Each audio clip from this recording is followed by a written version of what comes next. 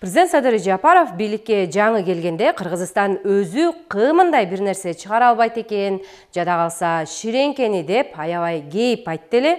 Мына ушундан улам соңку жылдары өнөр жайга өзгөчө көңүл бурулуп, эми Кыргызстан өзү өндүрүштүн баарын болбосо да кайсыл бир бөлүгүн өндүрө баштады.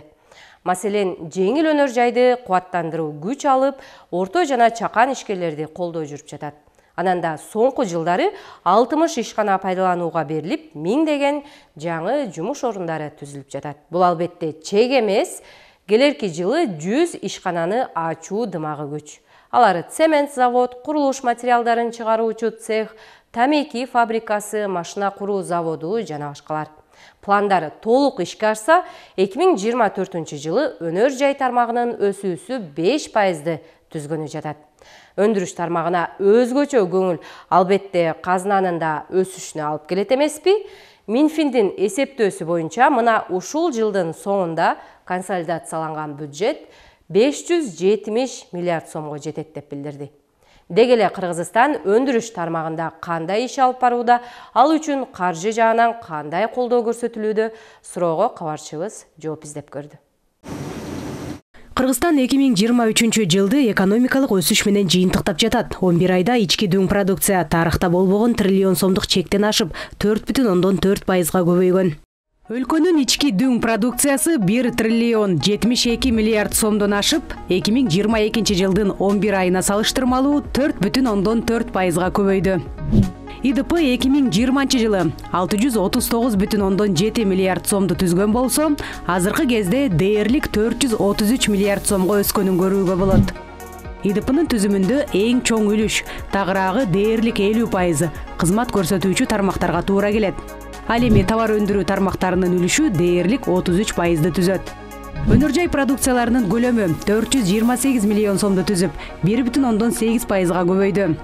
Өнөр жай өндүрүшүнүн көлөмүнүн өсүшү резина, желим буюмдардын, курулуш материалдарын, фармацевтика продукцияларын өндүрүүнүн, текстиль өндүрүшүнүн, булгаары буюмдарын өндүрүү, пайдалуу кендерди казуунун көбөйүшү менен шартталган. 11 айда өнөр жайда 101,6%, айыл чарбасы 100,3%, курулушта 114,3%, кызмат көрсөтүүдө 105,6%га өстүк. Кыргызстандын экономикасындагы мындай өзгөрүүлөр эл аралык абройлуу уюмдардын көз жаздымында калган жок. Евразия өнүктүрүү банкы өзүнүн аналитикалык макроэкономикалык баяндамасында Кыргызстандагы өзгөрүүлөргө оң баасын берди. Кыргыз Республикасынын экономикасы стабилдүү, инфляциянын темпи кыскарды. Жылдын жыйынтыгында ички дүң продукциянын өсүшү 4,6%ды түзөт дешти. Эгерде кумтөрдү эске албаганда биз 6% менен өсүп атабыз. Ал эми эл аралык валюта фонду салыктык башкаруу боюнча Кыргызстандын аракети натыйжа берип жатканын белгилеген. Фонддун миссиясы жүргүзүлүп жаткан фискалдык саясат туура багытта бара жатканын билдирген. Эл аралык валюта фондунун миссиясы келип кеткен, жүргүзгөн саясат туура багытта баратат деген отчетун берип кетишкен да. Негизи жана фискалдык реформаны токтотпостон аны улантышыбыз керек. Чындыгында эле салыктар арбын чогула баштады. 11 айда салык кызматы 225 миллиард сомдон ашык салык жана камсыздандыруу төгүмдөрүн чогулткан. 11 айда 225 миллиард 744,7 миллион сом салык жана камсыздандыруу төгүмдөрү чогултулду. Бул белгиленген пландан 3,5 миллиард сомго көп. Эгерде былтыркы жылдын январь-ноябрына салыштырсак, анда дээрлик 40 миллиард сомго көбүрөөк жыйналган.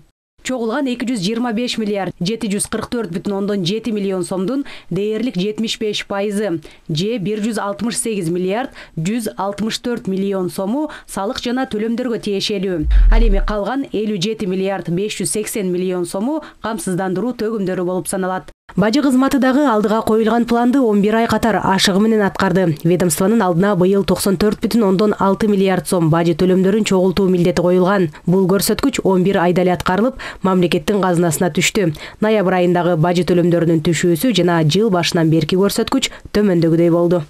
Бажы кызматы ноябрь айында 11,1 миллиард сом төлөмдөрдү жыйнады. Бул белгиленген көрсөткүчтөн 1,2 миллиард сомго көп, же болбосо 112,4% аткарылганын тастыктайт. Ал эми 11 айда жалпысынан 100,8 миллиард сом чогултулуп, болжолдун аткарылышы 108,2%ды түздү. Же болбосо 7,7 миллиард сом көбүрөөк жыйналды. 2023 жылга карата 107 миллиард 600 миллион сомду түздү. Биз азыркы өзүбүздүн болжолубуз менен жүргүзгөн анализдерибиздин жыйынтыгы менен бул көрсөткүчтү биз толугу менен аткарып дагы кошумча булактарды жана ички резервибизди толук колдонуу менен мүмкүн болушунча ашык аткарабыз деген божомолубуз бар. 2023 жылы киреше мол болду. Консолидацияланган бюджет былтыркыга караганда 128 миллиард сомго көбөйдү. Жыл башында 503 миллиард сом деп пландалган болсо, иш жүзүндө 570 миллиард сомдон ашаары айтылды. Биздин прогноз боюнча 577 миллиард болот деп эсептерибиз бар. 2024 жылы пландап атабыз 600,7 миллиард сомду. Бирок мындан дагы көп болот. Биз эң консервативдүү прогнозду алып атабыз. 2020 жылга консолидацияланган бюджет 248 миллиард сомдо эле түзгөн. Ал эми 2024 жылы мындан көп, буга плюс менен 353 миллиард сомго көп болгону турат. 2023 жылы республикалык бюджеттин кирешелери олуттуу өсүп, 352,8 миллиард сомду түзөөрү күтүлүп жатат. Бул былтыркыдан 82 миллиард сомго көп. Ал эми чыгаша бөлүгү 361,8 миллиард сом, же былтыркыга караганда 78 миллиард сомго көбүрөөк болоору күтүлүүдө. Бул тууралуу Финансы министрлиги билдирди. Каржы министрлиги бөлүнгөн каражаттар тууралуу да маалымат берди.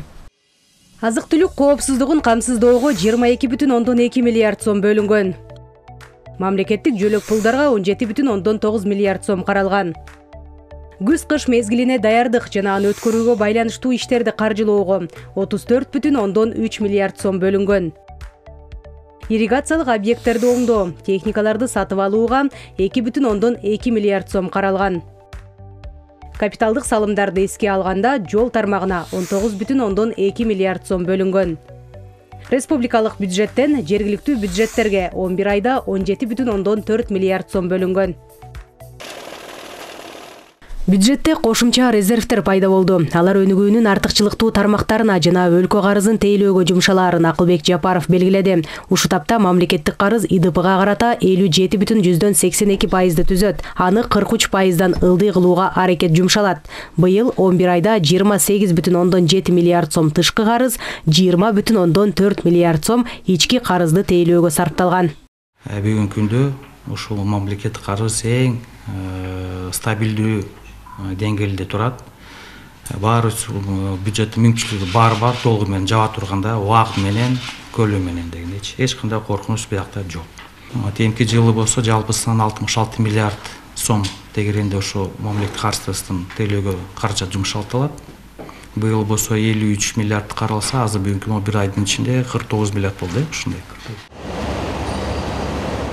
Алдыда ири өнөр жай ишканалары модернизацияланып, ишке киргизилмекчи. Майлуу суу лампа заводуна 1 миллиард сом бюджеттик насыя берилген. Кыргыз Петролиум жана Джунда нефтини кайра иштетүүчү заводторуна 900 миллион доллар инвестиция тартуу боюнча иштер жүргүзүлүүдө. Бишкектеги штамптоочу завод үчүн 41 миллион долларга жакын каражат тартылды. Эң негизгиси бул автомобиль куруу жана станкостроение жана станокторду жабдууларды куруу максатында бир топ долбоорлор пландалган. Алардын теңи уже иш жүзүндө башталды. Жана мен жогору айтып кеткендей Шахман заводу бул самосвалдарды, андан тышкары ошол Узавтосанат менен жанагы жеңил машиналарды чогултуу. Андан тышкары азыр Кытай мамлекети менен дагы электромобилдер тууралуу сүйлөшүүлөр жүрүп атат. Бардык пландарыбыз ишке ашкандан кийин мен ойлойм биздин ошол ор өнөр жайыбыз бир 5%га өсүшү керек эмдиги жылы. Келерки жылы 100 ишкана ачылмакчы. Ал эми 2026 жылга чейин 20 ири завод пайдаланууга берилип, кеминде 11 000 адам иш орду менен камсыз болот. Ысык Атада 50 000 тонналы картошканы кайра иштетүүчү заводду планга койдук. Балчыда канаттуулар фабрикасынын РКФРдин каржылоосу менен кошумча линиясы менен тооктун этине болгон муктаждык жабылат деп көздөп атабыз.